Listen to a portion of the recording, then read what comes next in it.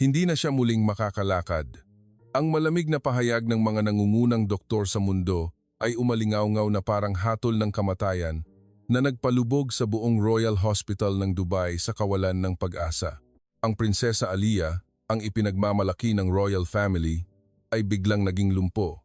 Matapos lamang ang isang malagim na aksidente nang ang lahat ay sumuko na. Isang batang babae mula sa Pilipinas ang biglang humarap at hinamon ang buong modernong medisina sa pamamagitan lamang ng ipinahayag niyang kaya niyang pagalingin ang prinsesa na ikinagalit at ikinutya ng lahat ng eksperto. Ngunit nang hawakan niya ang malamig na bukong-bukong, nangyari ang hindi kapanipaniwala. Isang himala ang nagsimulang gumulantang sa buong royal family ng Dubai at nagpatulala sa mundo.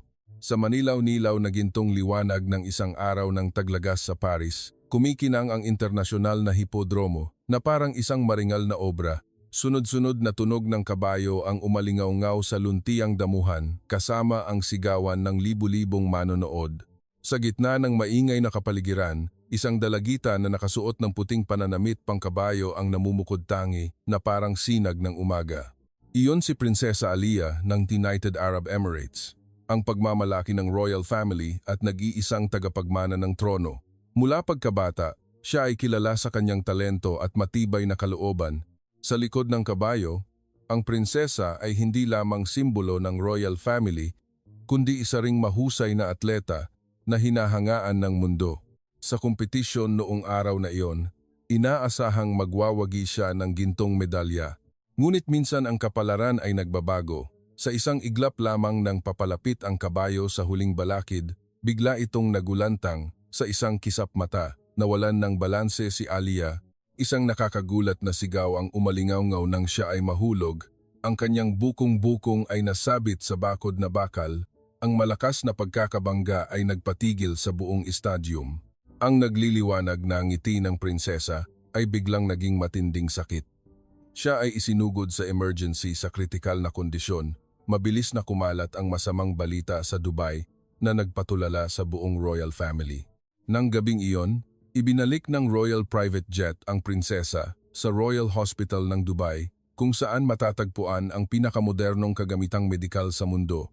Doon, ipinatawag ang mga kilalang doktor mula sa England, Amerika, Alemanya at Pransya para sa walang tigil at mahabang konsultasyon.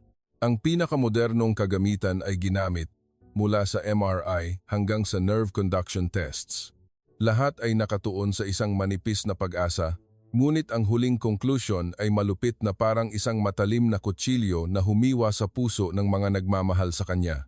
Ang network ng mga ugat nerbiyos sa bukong-bukong ay matinding nasira. Ang posibilidad ng paggaling ay halos wala na.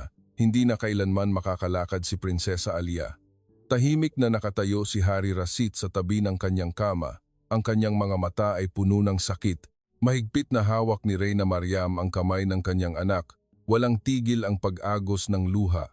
Ang nag-iisang tagapagmana ng royal family ay ngayoy nakahiga na walang kibo. Ang kanyang mukha ay maputla ngunit naglalabas pa rin ng dignidad.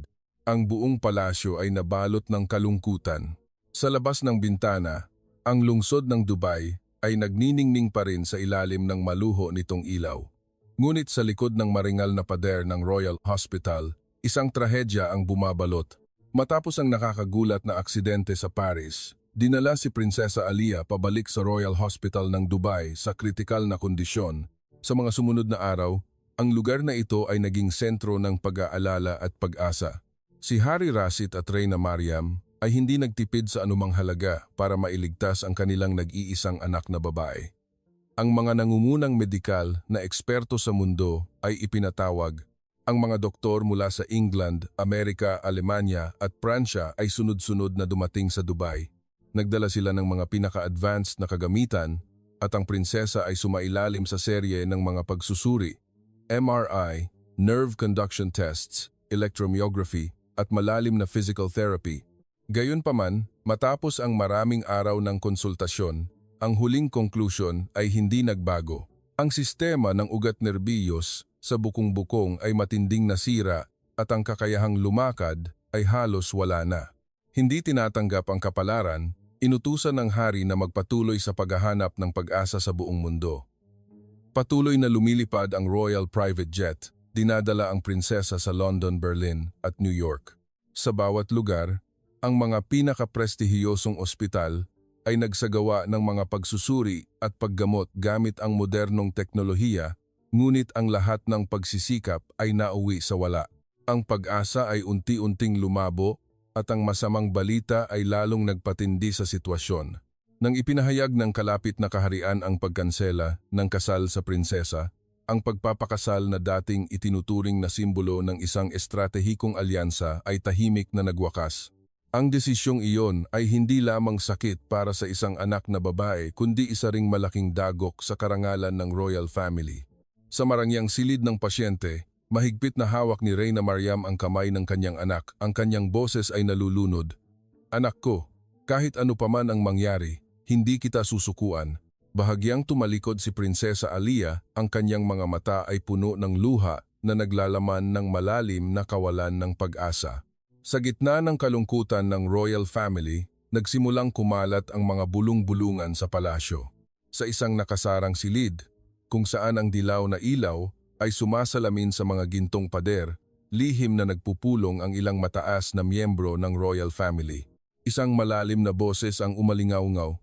Kung hindi makalakad ang prinsesa, hindi maaaring ipagkatiwala ang trono sa isang lumpo. Dahan-dahang nagpatuloy ang isa pa. Ang kaharian ay nangangailangan ng isang malakas na tagapagmana. Ito ang tamang panahon upang muling isaalang-alang ang karapatan sa paghalili. Nagkatinginan sila ng may nakatagong kalkulasyon. Walang nagsalita ng hayagan, ngunit naiintindihan ng bawat isa kung ano ang kanilang nais.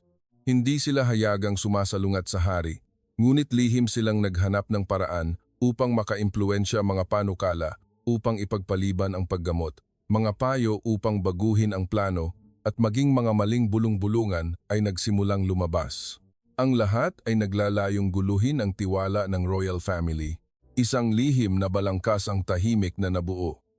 Gayunpaman, si Hari Rashid ay hindi natinag. Siya ay nakatayo sa tabi ng bintana ng ospital, nakatanaw sa lungsod ng Dubai na nagniningning sa gitna ng disyerto. Ang kanyang boses ay malalim ngunit matatag. "Kahit may isang manipis na pag-asa pa, hindi ko susukuan ang aking anak." Tahimik na tumango si Reyna Mariam. Sa kanyang mga mata, ang sakit ay halo-halo sa tiwala. Libu-libong milya ang layo mula sa Dubai. Sa isang tahimik na sulok ng Luzon, may isang batang babae na tahimik na naghahanda ng kanyang bagahe para sa pinakamahalagang biyahe ng kanyang buhay. Ang pangalan niya ay Mayumi, 20 taong gulang, isang mahusay na estudyante ng isang prestihiyosong universidad ng medisina. Sa loob ng maraming taon, si Mayumi ay laging nangunguna sa klase, nakakakuha ng scholarship dahil sa kanyang sipag at pambihirang determinasyon. Ipinanganak sa isang pamilyang hindi gaanong mayaman. Lumaki si Mayumi sa mapagmahal na pangangalaga ng kanyang ina at lola. Maagang namatay ang kanyang ama, at ang kanyang ina ay nagtrabaho ng husto upang mapalaki siya. Ang sitwasyong iyon ang humubog sa kanya bilang isang batang babaeng malumanay ngunit matatag, laging nagnanais na manggamot at tumulong sa mga kapuspalad. Dahil sa kanyang mahusay na akademikong pagganap at mabuting pag-uugali, pinili si Mayumi na lumahok sa isang internship program sa pagiging nurse sa Royal Hospital ng Dubai. Iyon ay isang pagkakataon na pinapangarap ng daan-daang estudyante ngunit kakaunti lamang ang napipili. Nang matanggap niya ang sulat ng abiso, nanginig ang kanyang mga kamay sa tuwa. Para kay Mayumi, hindi lamang ito isang trabaho kundi isang pagbabago sa kanyang buhay. Kinabukasan ng kanyang pag-alis, inihatid siya ng kanyang ina sa Ninoy Aquino International Airport, Naya. Asul ang kalangitan at mahinang hinihipan ng hangin ang mga dahon ng puno. Mahigpit na hawak ng kanyang ina ang kamay ng kanyang anak. Ang kanyang mga mata ay puno ng pagmamahal. "Mag-ingat ka, anak. Saan ka man magpunta, huwag mong kalimutan na ikaw ay isang Pilipino." Bahagyang tumango si Mayumi. Ang kanyang mga mata ay nagluluha. Sa sandaling iyon, naaalala niya ang kanyang lola na malalim na nakaimpluwensya sa kanyang buhay. Ang kanyang lola ay dating isang kilalang manghihilot sa probinsya ng Batangas. Ang kanyang mga kamay ay nakapagligtas ng napakaraming mahihirap sa panahon ng digmaan. Mula pagkabata, Madalas na umuupo si Mayumi sa tabi ng kanyang lola, nanonood ng may paghanga habang minamasahe at hinihilot niya ang mga pasyente. Ang payat na mga daliri ng kanyang lola ay tila nagtataglay ng isang mahiwagang kapangyarihan. Bago siya pumanaw, mahigpit na hinawakan ng kanyang lola ang kanyang kamay at nagpayo, "Mayumi, sa katawan ng tao ay laging may daloy ng buhay na enerhiya. Kung alam mong buksan ito, ang sakit ay gagaling. Darating ang isang araw na makikilala mo ang isang napakamaringal na tao na mangangailangan ng iyong mga kamay.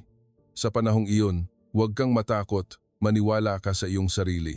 Ang payo na iyon ay malalim na nakaukit sa puso ni Mayumi at naging ilaw na gumabay sa kanyang landas. Kakaunti ang nakakaalam na sa panahon ng digmaan, ang lola ni Mayumi ay minsan ding nagpagaling ng isang lalaking tagagitnang silangan na matinding nasugatan. Umalis siya ng Pilipinas na may malalim na pasasalamat, ngunit ang kanyang tunay na pagkakakilanlan ay nanatiling isang misteryo. Ang kuwentong iyon ay unti-unting lumubog sa alaala na parang isang piraso ng kapalaran na hindi pa nabubunyag. Matapos ang 15 oras ng mahabang biyahe, lumapag si Mayumi sa Dubai International Airport. Ang tuyong init ng disyerto ay dumating na nagdulot ng pakiramdam na kakaiba at nakamamangha. Sa harap niya ay ang mga matataas na gusali na kumikinang sa ilalim ng sikat ng araw, malalawak na kalsada at mga mararangyang sasakyan na nakapila sa kahabaan ng boulevard. Mahina siyang bumulong, "Ito ba ang Dubai? Talagang naiiba sa aking bayan." Nang huminto ang sasakyan sa tarangkahan ng Royal Hospital, hindi niya maiwasang mamangha. Ang gusali ay maringal at maluho na parang isang palasyo. Ang makintab na sahig na marmol, ang kumikinang na chandelier, lahat ay naglalabas ng kapangyarihan at karangyaan. Isang punong nurse ang lumapit. Tinitingnan siya ng mahigpit. "Ikaw ba si Mayumi, ang nursing assistant mula sa Pilipinas?" "Opo, ma'am." Magalang na yumuko si Mayumi. "Ito ay hindi ordinaryong ospital, naglilingkod ito sa royal family. Magtrabaho ka ng maingat at huwag kang magkamali." "Naiintindihan ko po," tugon ni Mayumi. Ang kanyang puso ay mabilis na tumibok sa kaba. Bahagyang nanginig ang kanyang mga kamay, ngunit ang kanyang mga mata ay nagpakita pa rin ng katatagan. Hindi niya alam na sa marangyang lugar na ito, naghihintay ang kapalaran, isang pagtatagpo na magbabago sa kanyang kapalaran, sa isang prinsesa, at maging sa buong royal family. Ang mga payo ng kanyang lola noong nakaraan ay biglang umalingaw-ngaw sa kanyang isipan. Darating ang isang araw na makikilala mo ang isang napakamaringal na tao na mangangailangan ng iyong mga kamay. Bahagyang huminga ng malalim si Mayumi at lumakad sa malaking pinto ng Royal Hospital ng Dubai. At mula rin sa sandaling iyon, nagsimulang umikot ang gulong ng kapalaran. Ang mga unang araw ni Mayumi sa Royal Hospital ng Dubai ay lumipas ng may kaba at pagkamangha. Laging maingat si Mayumi sa bawat hakbang, sa bawat kilos. Lahat ng bagay dito ay marangya at mahigpit. Mula sa mga makintab na pasilyo na may marmol hanggang sa kumikinang na mga chandelier na nakabitin sa matataas na kisame, para sa kanya, hindi lamang ito isang ospital kundi parang isang maringal na palasyo sa gitna ng disyerto. Bagamat marami pa rin siyang alalahanin, laging sinisikap ni Mayumi na gampanan ng maayos ang kanyang trabaho. Masipag siya, mapagkumbaba at tapat sa kanyang gawain, tulad ng kung paano siya sinanay. Gayunpaman, sa kaibuturan ng kanyang isip, laging niya nararamdaman na may espesyal na naghihintay sa hinaharap, na parang tahimik na gumagabay ang kapalaran. Isang umaga, habang ang manilaw-nilaw na sikat ng araw ay sumisinag sa malalaking bintana, mabilis na pumasok ang punong nurse sa silid trabaho. Ang kanyang boses ay mahigpit ngunit apurahan. "Mayumi, sumama ka sa akin kaagad. Ang kalagayan ng prinsesa ay nagiging kritikal." Bahagyang nanginig ang puso ni Mayumi. Ang prinsesa, ang taong kanyang naririnig na pinag-uusapan sa mga nakaraang araw. Walang pag-aalinlangan, yumuko si Mayumi. "Opo, susunod po ako." Nang bumukas ang pinto ng Royal Patient Room, hindi niya maiwasang huminto. Sa harap niya ay isang malaking silid, nilagyan ng pinakamodernong kagamitang medikal sa mundo. Sa paligid ng kama ng pasyente ay ang mga kilalang doktor mula sa iba't ibang bansa, bawat isa ay may tensyonadong mukha. Sa kama ay isang batang babae na may magandang mukha ngunit maputla. Iyon si Prinsesa Alia. Bahagyang nakabukas ang kanyang mga mata at mahina ang kanyang paghinga. Bagamat nagtitiis sa pisikal na sakit, ang kanyang karangalan ay nakikita pa rin sa bawat bahagi ng kanyang mukha. Ang sakit ay muling bumabalik. Isang doktor ang nagsalita ng may kabigatan, dagdag ng dosis ng pain reliever. Ang isa naman ay sumagot. Tahimik na nakatayo si Mayumi sa isang sulok ng silid, inoobserbahan ang lahat. Nang huminto ang kanyang tingin sa kaliwang paa ng prinsesa, mabilis na bumilis ang tibok ng kanyang puso. Ang paa ay maputla at malamig, ngunit sa hindi malamang dahilan, may kakaiba siyang naramdaman. Ang mga salita ng kanyang lola ay biglang umalingaw-ngaw sa kanyang isipan. Sa katawan ng tao ay laging may daloy ng buhay na enerhiya. Kapag ito ay nababarahan, lilitaw ang sakit. Kung bubuksan ng tama, babangon ng buhay. Bahagyang huminga ng malalim si Mayumi, bahagyang nanginig ang kanyang mga kamay. Sa harap niya ay ang mga pinakamahuhusay na doktor sa mundo. Siya ay isang batang nursing assistant lamang mula sa Pilipinas. Ngunit sa kaibuturan ng kanyang puso, naniniwala pa rin siya sa mga itinuro ng kanyang lola. Sa sandaling iyon, isang malamig na boses ang umalingaw-ngaw. "Sino ka?" Nagulat si Mayumi. Isang lalaking may pilak na buhok, may matalim na tingin, ang tumingin sa kanya. Iyon si Professor Edward Collins, isang kilalang neurosurgeon mula sa England. "Ako po si Nursing Assistant Mayumi mula sa Pilipinas," sagot niya, magalang na yumuko. Ngumiti siya ng bahagya. Ito ang lugar ng paggamot para sa royal family, hindi ito silid ng internship. Tumayo ka lang diyan at huwag mo kaming istorbohin. Ang mga salitang iyon ay nagpainit sa pisngi ni Mayumi. Gayunpaman, pinanatili niya ang kanyang kalmado. Naiintindihan niya na siya ay napakabata pa at wala pa siyang napatunayan. Mula sa kama ng pasyente, bahagyang binuksan ng prinsesa ang kanyang mga mata, mahina ang kanyang boses. "Ama, ang aking paa, wala akong nararamdaman."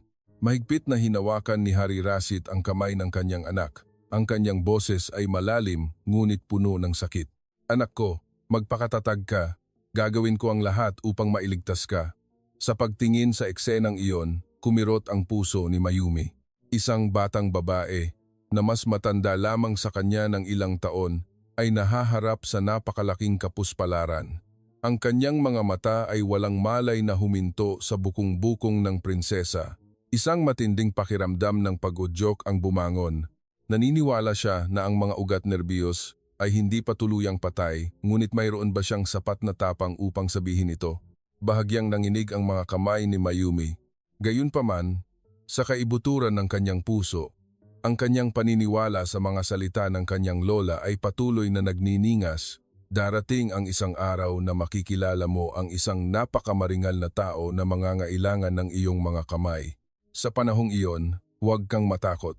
Bahagyang yumuko si Mayumi, sinasabi sa kanyang sarili, "Lola, siya ba ito?" Sa labas ng bintana, nagliliwanag ang sikat ng araw sa disyerto. Sa loob ng royal room, unti-unting nabubunyag ang kapalaran. Ang imahe ng batang babae na nakahiga na walang kibo sa kama ng pasyente, na may mga matang puno ng kawalan ng pag-asa, ay hindi nagbigay kapayapaan sa puso ni Mayumi. Buong gabing hindi siya makatulog.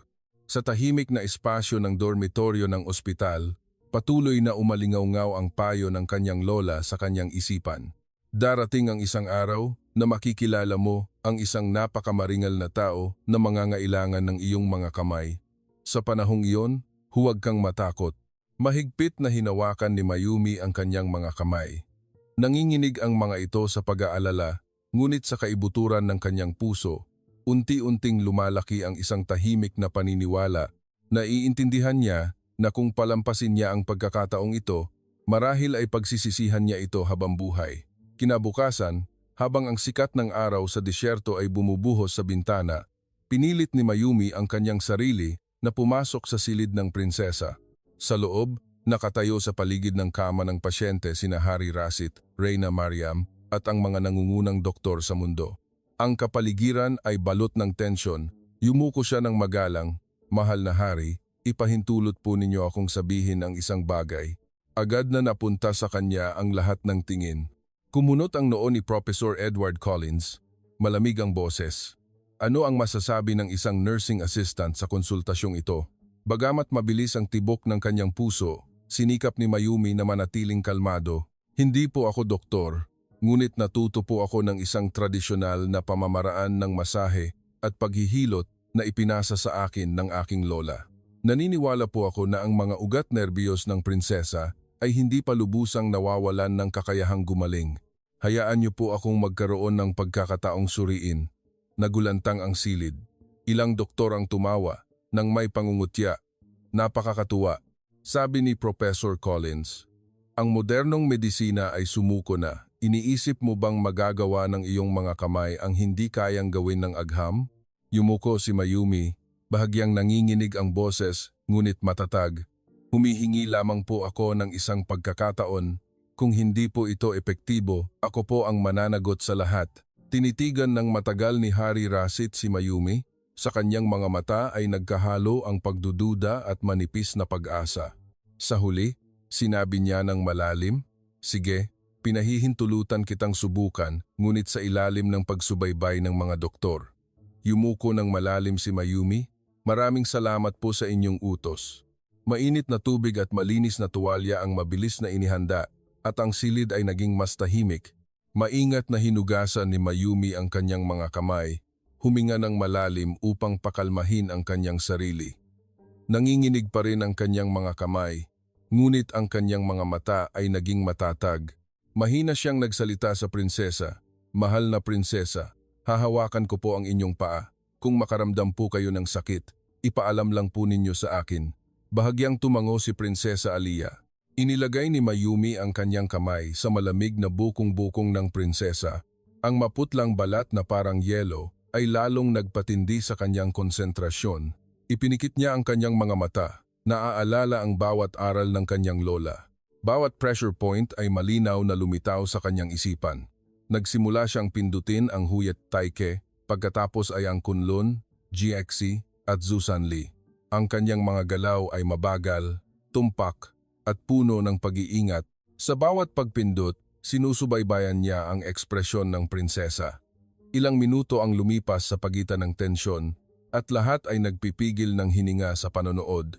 Biglang nagsalita ang prinsesa, "Nakakaramdam ako ng init." Nagulat si Reyna Mariam. "Ano ang sinasabi mo?" "Alia, umiinit ang aking paa." Bulong ng prinsesa, isang bulong ang kumalat sa buong silid. Nagkatinginan ang mga doktor ng may pagdududa. Agad na nagsalita si Professor Colin. Reaksyon lamang iyon ng katawan pagkatapos ng masahe, walang nakakagulat doon. Gayunpaman, maingat pa ring nagmamasid si Hari Rashid. Napansin niya ang maliit ngunit malinaw na pagbabago sa mukha ng kanyang anak. Dahan-dahang binawi ni Mayumi ang kanyang kamay, may pawis sa kanyang noo, ngunit ang kanyang mga mata ay nagpakita ng tiwala. "Ito pa lamang ang simula," mahina niyang sinabi. Ang mga ugat nerbiyos ng prinsesa ay hindi pa patay, nabarahan lamang sila. Ngumiti ng bahagya si Professor Collins, mga salitang walang basehang siyentipiko. Ngunit sa pagkakataong ito, nagsalita si Hari Rashid. Ang kanyang boses ay malalim at desidido. "Nakita ko ang pag-asa sa mga mata ng aking anak." Humarap siya kay Mayumi. "Batang babae, kaya mo bang ipagpatuloy ang paggamot?"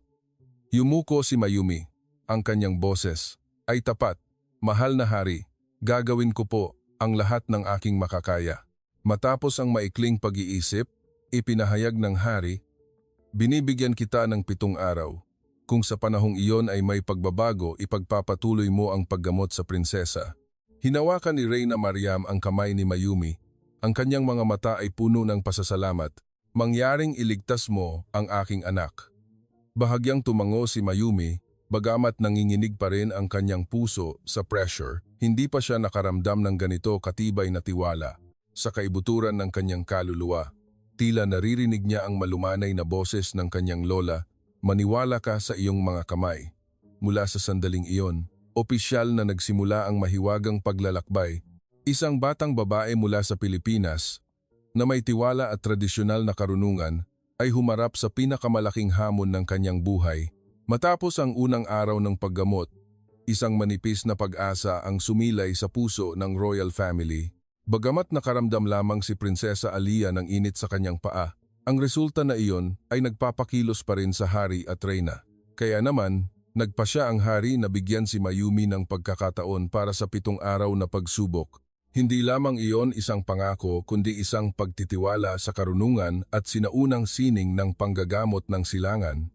Sa umaga ng 2nd araw, ang malumanay na sikat ng araw sa disyerto ay sumisinag sa malaking bintana ng Royal Hospital ng Dubai. Pumasok si Mayumi sa silid ng pasyente na may halong kaba at determinasyon. Bahagyang nanginig ang kanyang mga kamay dahil naiintindihan niya na kahit maliit na pagkakamali ay maaaring mawala sa kanya ang mahalagang pagkakataong ito.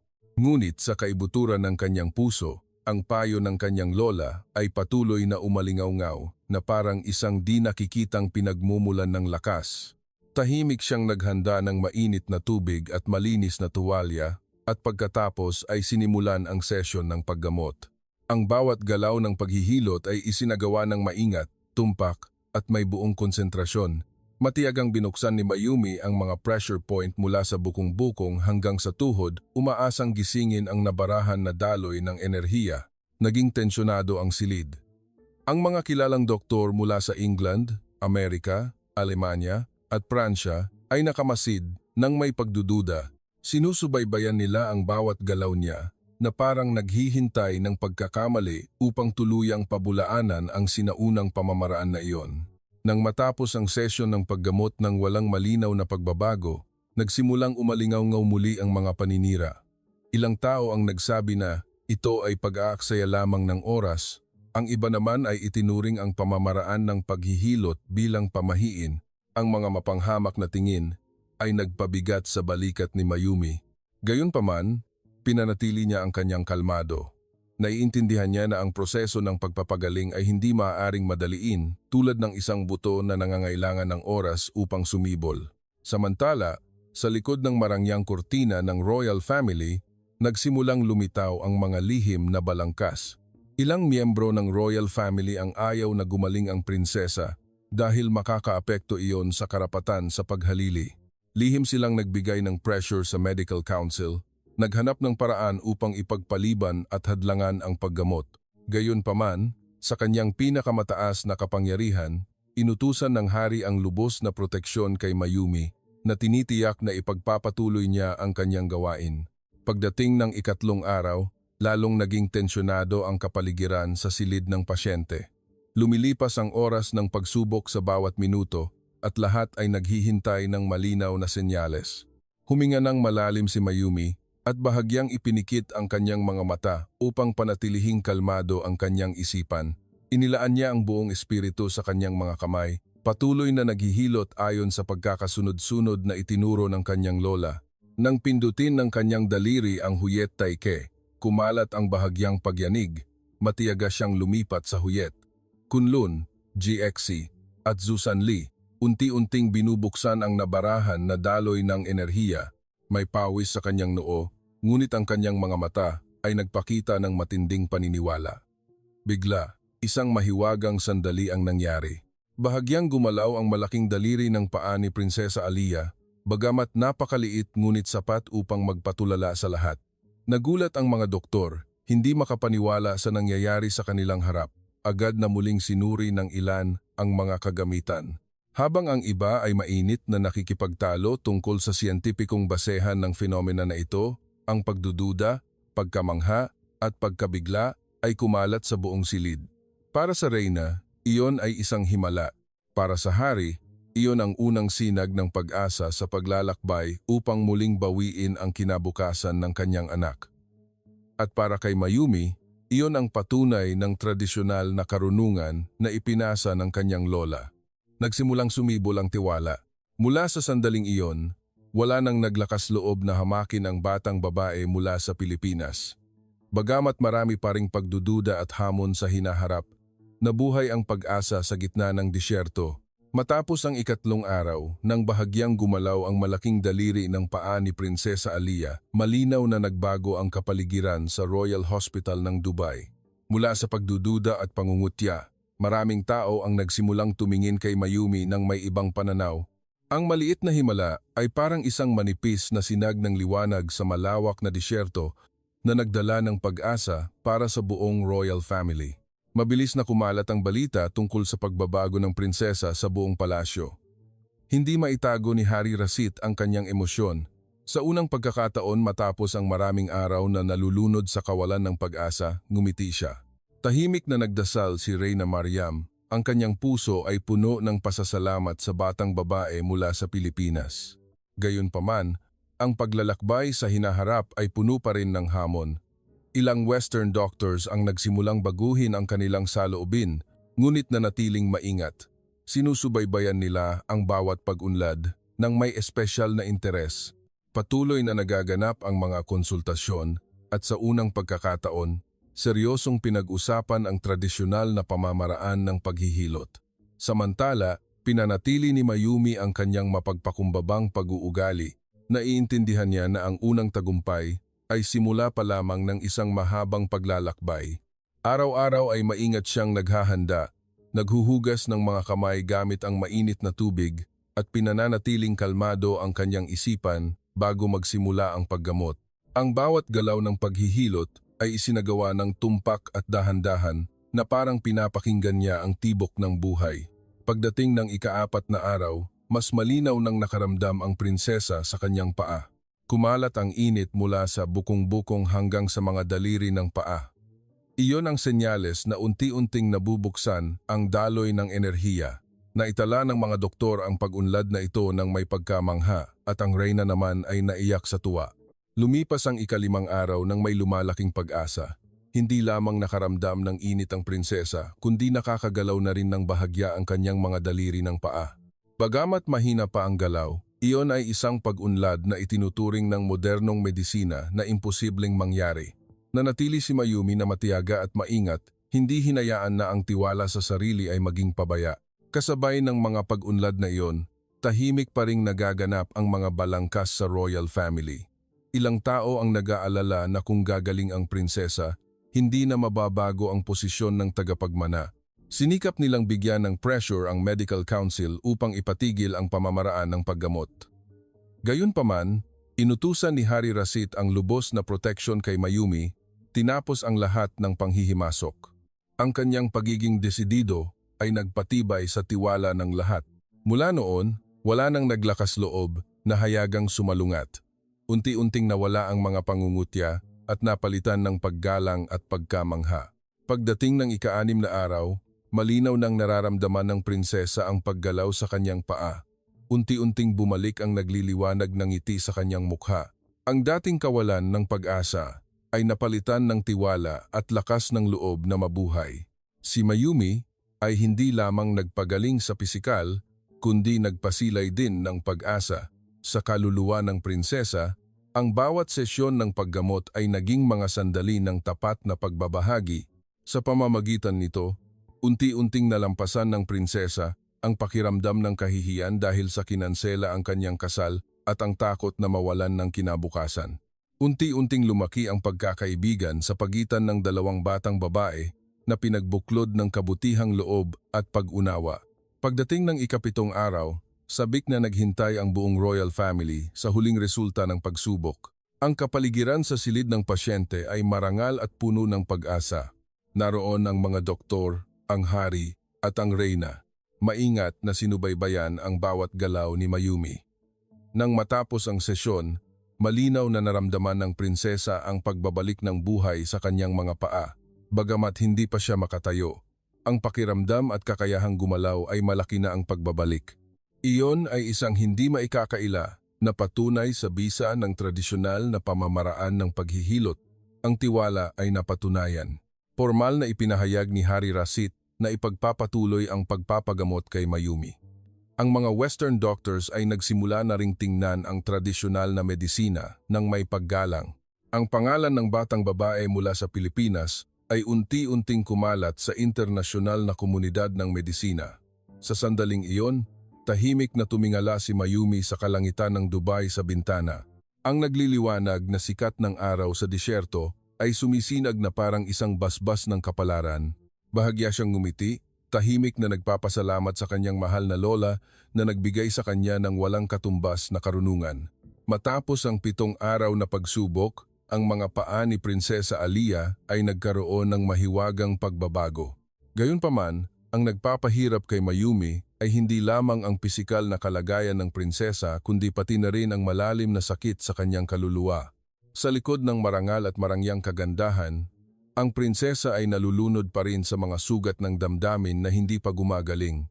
Ang mga sesyon ng paggamot ngayon ay hindi na lamang simpleng paglalakbay ng pagpapagaling sa katawan, kundi naging mga sandali ng pagbabahagi at pag-unawa. Sa tahimik na espasyo ng Royal Patient Room, ang malumanay na sikat ng araw ay sumisinag sa bintana, nagpapaliwanag sa magandang mukha ng prinsesa. Dahan-dahang naghihilot si Mayumi.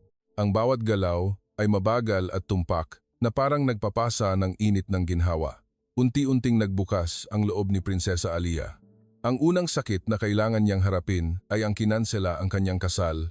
Ang kasal na dating itinuturing na simbolo ng kapayapaan at alyansa sa pagitan ng dalawang bansa, ngunit nagwakas lamang matapos ang isang aksidente. Iyon ang nagparamdam sa kanya na siya ay walang silbi at inabandona. Sa tuwing naaalala niya ito, ang mga mata ng prinsesa ay nagiging malungkot. Dati siya ang pagmamalaki ng royal family, isang mahusay at malakas na mangangabayo. Ngunit sa isang nakamamatay na sandali, ang lahat ay gumuho. Ang takot ay naging pasanin na unti-unting nagpababa sa kanyang tiwala sa sarili.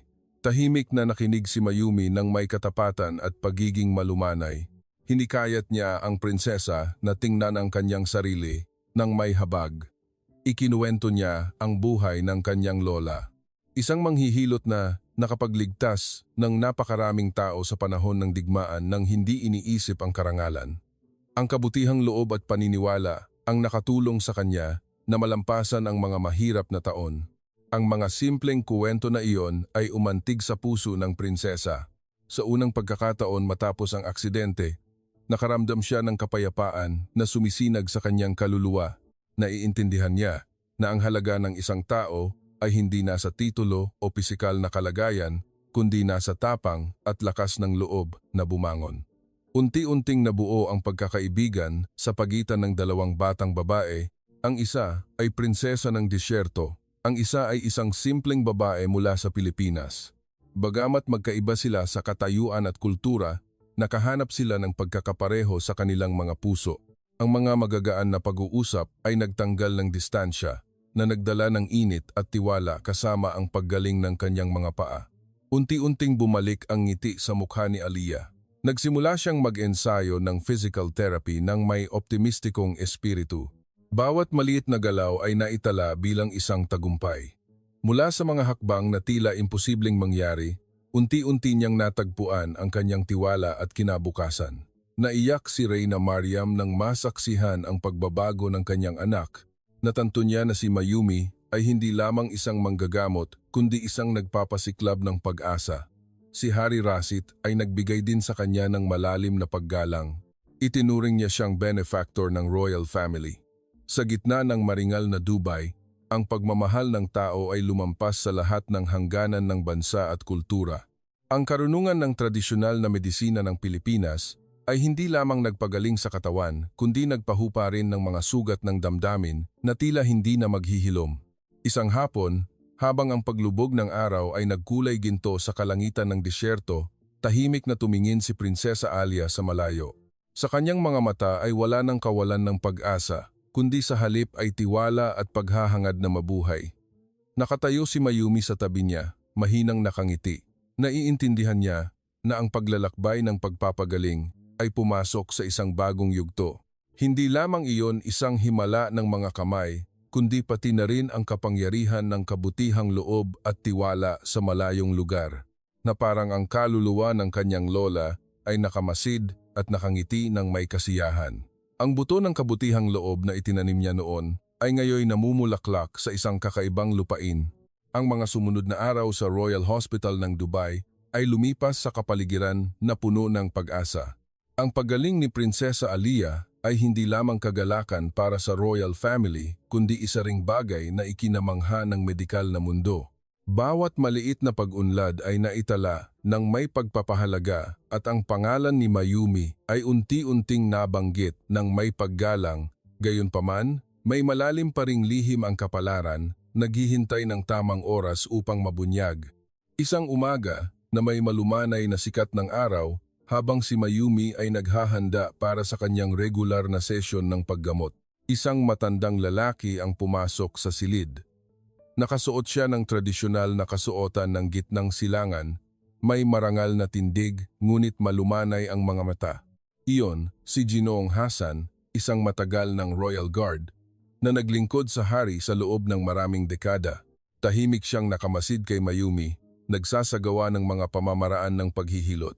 Huminto ang kanyang tingin sa mga kamay ng dalaga na puno ng pagkamangha. Ang mga tumpak at sanay na galaw na iyon ay biglang nagpabalik sa kanyang mga alaala noong nakaraan. Matapos ang sesyon ng paggamot, dahan-dahan siyang lumapit. Batang babae, kanino mo natutunan ang pamamaraang ito? Magalang na yumuko si Mayumi. Sir, natutunan ko po ito sa aking lola. Siya po ay isang manghihilot sa Pilipinas. Nang marinig ito, bahagyang nanginig ang mga mata ni Ginoong Hasan. Tahimik siya sandali at pagkatapos ay dahan-dahang nagsalita. Ang kanyang boses ay malalim at puno ng emosyon. Maraming taon na ang nakalipas, sa panahon ng digmaan, ako ay matinding nasugatan habang nasa misyon sa Pilipinas. Noong panahong iyon, isang manghihilot ang nagligtas sa akin sa pamamagitan ng masahe at paghihilot. Kung wala siya, hindi ako makakabalik sa aking bayan. Nagulat si Mayumi.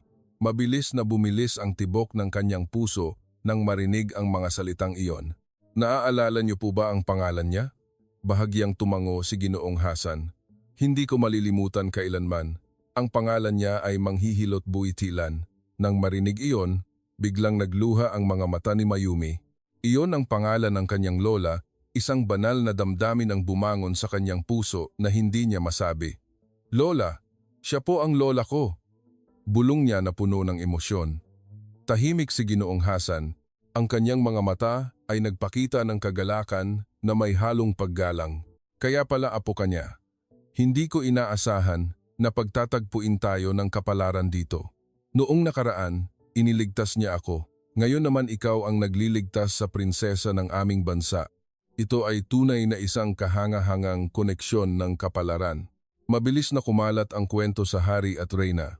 Nang marinig nila ito, hindi nila maiwasang maantig. Malalim na nag-isip si Hari Rashid at pagkatapos ay nagsalita ng may pasasalamat. Ito ay hindi lamang nagkataon, ito ay kapalaran. Ang iyong pamilya ay nagbigay ng kabutihan sa aming royal family maraming taon na ang nakalipas. Hinawakan ni Reyna Mariam ang kamay ni Mayumi. Ang kanyang mga mata ay puno ng pasasalamat. Ang aming pamilya ay may utang na loob sa iyong lola at ngayon ay patuloy kang tumutulong sa amin. Ito ay tunay na banal. Emosyonal na yumuko si Mayumi.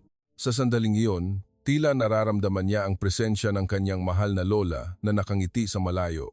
Mula nang mabunyag ang lihim, lalong pinahalagahan ang posisyon ni Mayumi sa royal family. Unti-unting nawala ang mga masasamang salita, napalitan ng paggalang. Ang mga Western doctors ay tumingin din sa kanya nang may ibang pananaw, hindi na pagdududa kundi tapat na paggalang. Para naman kay Prinsesa Alia, nang malaman niya ang kuwentong ito, labis siyang naantig. Para sa kanya, ang pagdating ni Mayumi ay hindi lamang isang himala, kundi isang koneksyon sa pagitan ng nakaraan. At sa kasalukuyan, lalong tumatag ang kanyang tiwala. Bawat hakbang sa proseso ng paggaling ay hindi na lamang sariling pagsisikap, kundi isang pasasalamat din sa kabutihang loob ng isang pamilya mula sa malayong silangan. Nang hapong iyon, habang ang paglubog ng araw ay nagkulay ginto sa kalangitan ng Dubai, tahimik na nakatayo si Mayumi sa tabi ng bintana. Bahagya siyang ngumiti, ang kanyang mga mata ay kumikinang sa emosyon. Lola, sa wakas ay naiintindihan ko na ang sinabi mo. Ang maringal na taong binabanggit mo ay ang prinsesa. Magpapatuloy ako sa pagsisikap upang hindi ko kayo biguin. Mahinang humihip ang hangin sa disyerto na nagdala ng malumanay na init na parang tugon mula sa nakaraan. Ang paggaling ni Prinsesa Alia ang naging pinakamalaking pag-asa ng royal family ng Dubai. Matapos ang maraming araw ng matiyagang paggamot, ang mga paang dating walang kibo ay unti-unting nakakaramdam at nakakakilos. Kumalat ang balita sa buong palasyo na parang maliwanag na pagsikat ng araw matapos ang mahabang madilim na araw. Gayunpaman, ang liwanag ng pag-asa ay sabay na nagpaalab sa mga tahimik na ambisyon sa likod ng palasyo. Sa dilim ng kapangyarihan, ilang miyembro ng royal family ang ayaw na gumaling ang prinsesa. Kung hindi makatayo si Aliyah, magbabago ang karapatan sa paghalili na magbubukas ng pagkakataon para sa kanila na lumapit sa trono. Kaya, lihim silang naghanap ng paraan upang hadlangan ang proseso ng paggamot ni Mayumi. Nagsimulang kumalat ang mga bulung-bulungan sa loob ng royal family at sa medikal na komunidad. May nagsasabing ang pamamaraan ng paghihilot ay pamahiin lamang, mayroon din namang nagdududa sa kakayahan ng batang babae mula sa Pilipinas. Ang di nakikitang pressure ay bumigat sa balikat ni Mayumi na nagpatindi sa kapaligiran sa Royal Hospital ng Dubai kaysa kailanman. Isang umaga, ipinatawag ng Royal Medical Council ang isang huling pagtatasa. Ito ay isang mapagpasyang pagsusuri upang matukoy ang bisa ng pamamaraan ng paggamot. Naroon ang lahat ng nangungunang eksperto, pati na rin ang hari, reyna at mga miyembro ng royal family. Naging marangal at mabigat ang espasyo. Pumasok si Mayumi sa silid ng may kalmado bagamat bahagyang nanginginig pa rin ang kanyang mga kamay sa pressure. Ang kanyang mga mata ay nagpakita pa rin ng katatagan. Sa kanyang puso, ang payo ng kanyang lola ay parang isang ilaw na gumagabay sa kanyang landas. Tahimik siyang naghanda ng mainit na tubig, malinis na tuwalya at sinimulan ang sesyon ng paggamot. Ang bawat pressure point ay binuksan ayon sa tamang pagkakasunod-sunod. Ang kanyang mga galaw ay mabagal, tumpak at may buong konsentrasyon. Lumipas ang oras sa pagitan ng tensyonadong paghihintay ng lahat. Nang matapos ang sesyon ng paggamot, tinulungang umupo si Prinsesa Aliyah. Ang buong silid ay nagpipigil ng hininga. Ang mga mata ng hari ay puno ng pag-asa. Habang tahimik na nagdarasal ang reyna, dahan-dahang ipinaglalagay ng prinsesa ang kanyang mga paa sa sahig. Huminga siya ng malalim. Inilaan ang buong lakas ng loob sa kanyang mga paa. Ang sandaling iyon ay tila walang hanggan. At pagkatapos, nangyari ang himala. Tumayo si Prinsesa Aliyah. Bagamat mabagal pa ang kanyang paglalakad at hindi pa matatag, iyon ang kanyang mga unang hakbang matapos ang aksidente. Ang buong silid ay nagulantang sa matinding pagkamangha, nagkatinginan ng mga doktor, hindi makapaniwala sa kanilang nakita. Ang katotohanan, sa kanilang harap ay lumampas sa lahat ng hula ng modernong medisina. Naiyak ang reyna. Mahigpit na hinawakan ng hari ang kamay ng kanyang anak. Ang kanyang boses ay nalulunod sa kaligayahan, ang kagalakan ay kumalat sa buong silid, tinanggal ang lahat ng pagdududa at pagtatalo. Ang sandaling iyon ay nagtapos din sa lahat ng balangkas sa royal family. Sa harap ng katotohanang hindi maitatanggi, ang mga may balangkas ay tahimik na umatras. Lumapit ang hari, ang kanyang boses ay malalim ngunit puno ng kapangyarihan. Mayumi, nagdala ka ng pag-asa at kinabukasan sa royal family ng Dubai. Mula ngayon, ikaw ang aming benefactor. Ang pahayag na iyon ay umalingaw-ngaw na parang isang makasaysayang marka.